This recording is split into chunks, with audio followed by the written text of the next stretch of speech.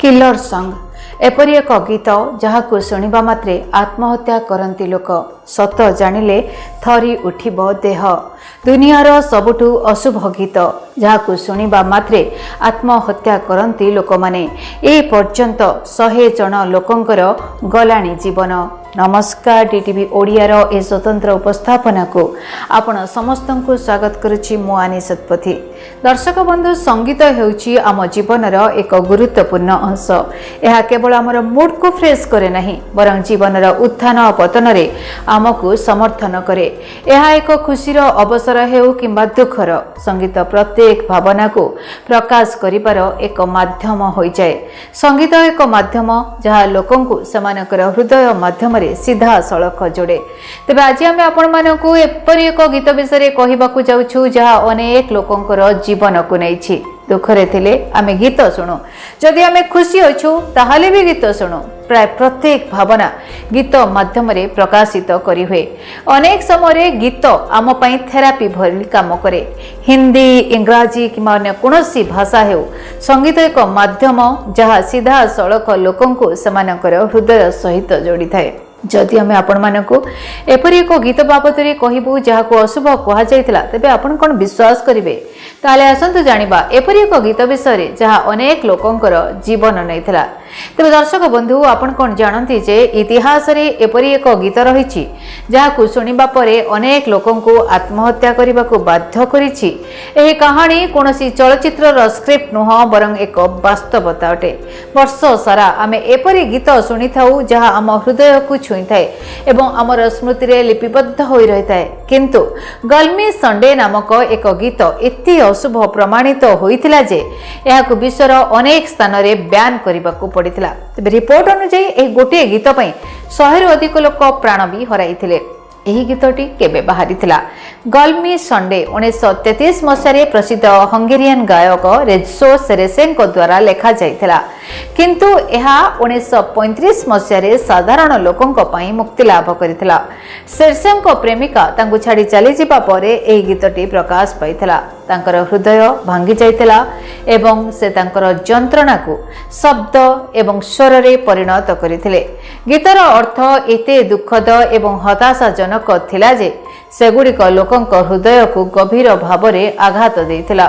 गीतटी प्रकाशित हेबार किछि समय परे आत्महत्या घटना सामना को आसीबा आरंभ होइतिला। तेबे 1935 मसीह जणे मोची गीतटी सुनिबा परे आत्महत्या करिथिले एवं आत्महत्या नोट रे गल्मी संडेर गीत लेखाथिबार देखिबाकू मिलिथिला। यहाँ परे एपरी घटनार संख्या वृद्धि पाइला। अनेक लोक निजको गुली करी केतक पानी रे डेई किंबा अन्य उपाय निजर जीवन को नहीं गले। आ सबुठ आश्चर्यजनक कथा हेउची ए गीतर जे लेखक थिले रेजो सेरेसे से मध्य 1968 मसीह आत्महत्या करथिले। रिपोर्ट अनुसार ए गीत सुनिबा समय अन्य 2 जन व्यक्ति निजको गुली करथिले। जणे महिला एहाकु सुनिबा परे नदी को डेई पड़िथिले।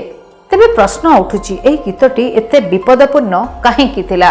दर्शक बंधु जेतेबेले गीतटी गभीर भाव में जांच करा जायतिला सेतेबेले जाना पड़िथिला जे एहा हंगेरीय भाषा रे थिला एवं एपरि कि एक समय रे मुक्ति लाभ करिथिला जेतेबेले हंगेरी आर्थिक समस्या एवं सामाजिक समस्यार सम्मुखीन होउतिला।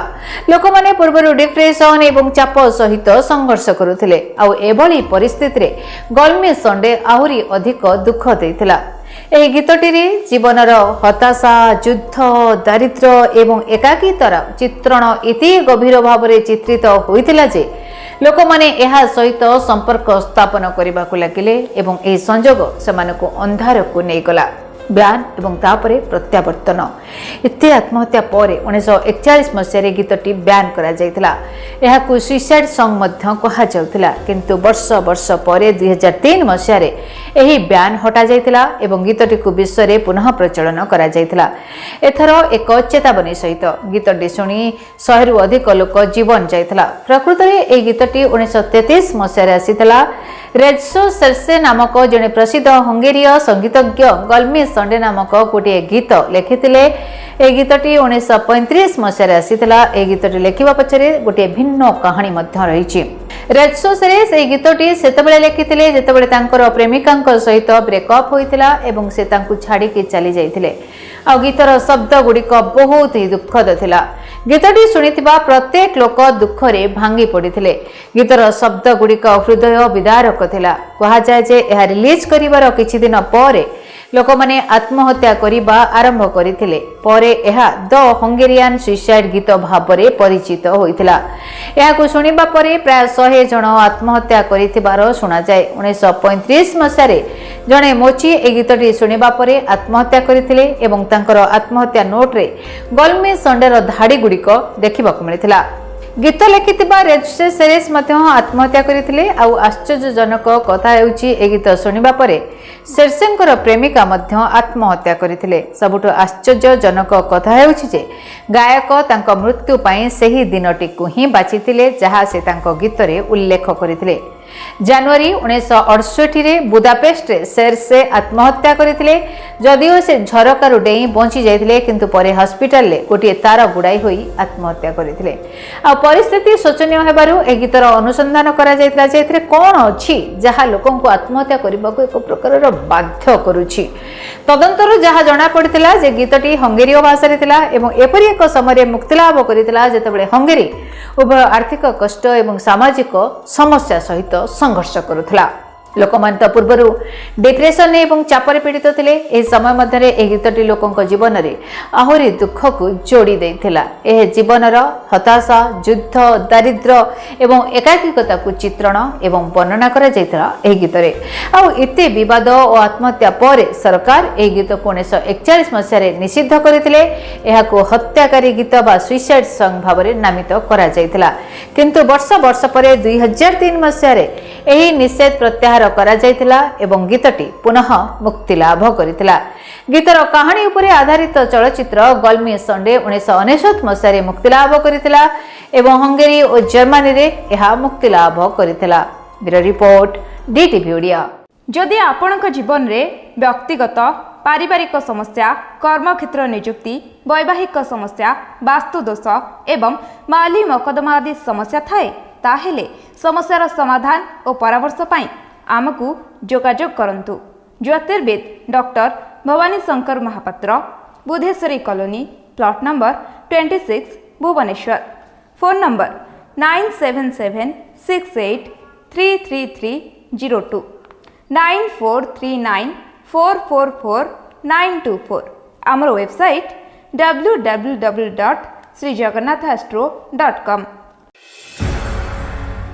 केमिति कटिबो 2026 मसियारे आपणक भाग्य केउ राशि रे रहिबो समस्या आउ किए हेबे लाभवान केमिति रहिबो मेष ठारू मीन राशि पर्यंत भाग्यफल जानिबा पई देखंतु आम कार्यक्रम 2026 भाग्यफल। 2026 मसियार आपणक राशि रो संपूर्ण भाग्यफल जानिबा पई चैनल को सब्सक्राइब करंतु, बेल बटन को ऑन करंतु, देखंतु डीटीवी ओडिया।